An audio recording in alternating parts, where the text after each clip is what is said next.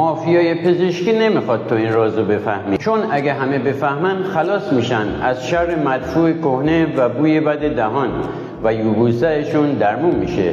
ولی من تو این پست رایگان بهت یاد میدم لطفاً حمایت کن.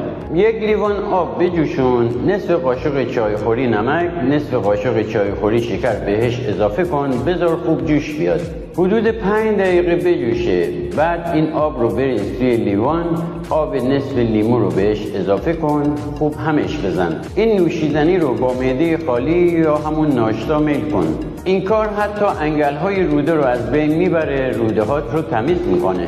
اون مدفوع سفت و گیر کرده توی شکمت رو که باعث درد شده بیرون میاره. بادهای داخلی رو هم از بین میبره. بفرست برای کسی که خودت میدونی، محرمانه. توی شلوغی های اینستاگرام گم میکنی مقادیر و میزانش رو. پس اول سیوش کن، بعد برای اینکه